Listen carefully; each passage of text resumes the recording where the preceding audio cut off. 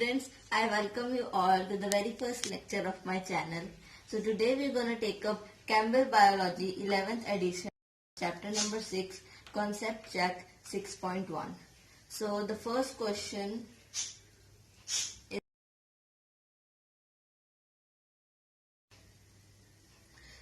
इस क्वेश्चन में हमसे ये पूछा गया है कि जो स्टेन्स होते हैं लाइट माइक्रोस्कोपी और इलेक्ट्रॉन माइक्रोस्कोपी के, उनमें क्या डिफरेंस है।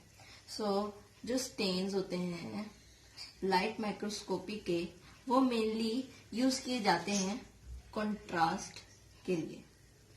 अब कंट्रास्ट क्या होता है? कंट्रास्ट मतलब difference of brightness between light and dark areas of object। जैसे कि आपको पता है लाइट माइक्रोस्कोपी में हम लाइट यूज करते हैं और वो हम ऑब्जेक्ट पे एम करते हैं। सो कंट्रास्ट, इसीलिए हम कंट्रास्ट के लिए यूज करते हैं स्टेन्स, ताकि हमें लाइट एंड डार्क एरियाज में डिफरेंस पता चले और हमारी इमेज और भी ज्यादा क्लियर हो। वहीं अगर हम इलेक्ट्रॉन माइक्रोस्कोपी में स्टेन्स की बात करें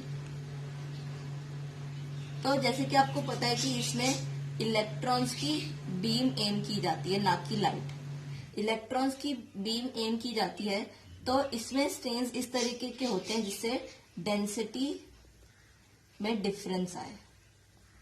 डेंसिटी के डिफरेंशिएशन के लिए इसमें स्टेन्स यूज किए जाते हैं, जिससे कि क्या होता है, इलेक्ट्रॉन ट्रांसमिशन अलग अलग जगह अलग अलग होता है और उससे जो डिवाइस होते हैं, वो इलेक्ट्रॉन्स को डिटेक्ट करते हैं और उससे हमें पूरी इमेज हमें दिखती है।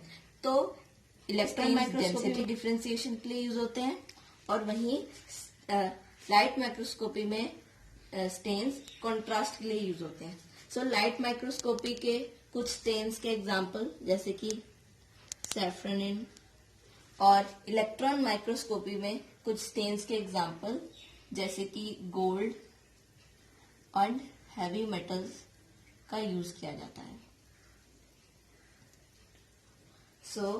द नेक्स्ट क्वेश्चन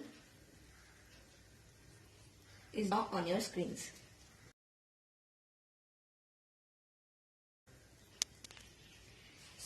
इस क्वेश्चन में हमसे ये पूछा गया है कि अगर हमें व्हाइट ब्लड सेल्स के, एक लिविंग व्हाइट ब्लड सेल्स के चेंजेस इन शेप को स्टडी करना है तो आप कौन से माइक्रोस्कोप से स्टडी करेंगे। इसमें हमें ध्यान देने वाली बात यह है कि लिविंग सेल है तो हम इलेक्ट्रॉन माइक्रोस्कोपी यूज नहीं कर सकते, तो इसीलिए हम इसमें लाइट माइक्रोस्कोप का यूज करेंगे, क्योंकि हमें एक लिविंग सेल को स्टडी करना है। नेक्स्ट उसमें ये पूछा गया है कि अगर आपको details of surface texture of hair, आपको डिटेल्स चाहिए पहली बात, और वो भी हेयर की। हेयर तो हम सबको पता है कि वो डेड होते हैं, हम इसमें इलेक्ट्रॉन माइक्रोस्कोप का यूज कर सकते हैं, जिससे हमें डिटेल्स अच्छे से मिले, और ये डेड भी है तो इलेक्ट्रॉन माइक्रोस्कोप इसलिए सुटेबल रहेगा। गाइज, ये था कॉन्सेप्ट 6.1, और अगर आपको ऐसे ही और आगे कॉन्सेप्ट्स के सॉल्यूशंस और अगर आपको एक्सप्लेनेशन भी चाहिए तो आप हमारे चैनल को सब्सक्राइब कीजिए और कमेंट सेक्शन में मुझे बताइए कि अगर आपको इसके एक्सप्लेनेशन और कुछ आपको डाउट है तो आप कमेंट सेक्शन में लिख सकते हैं।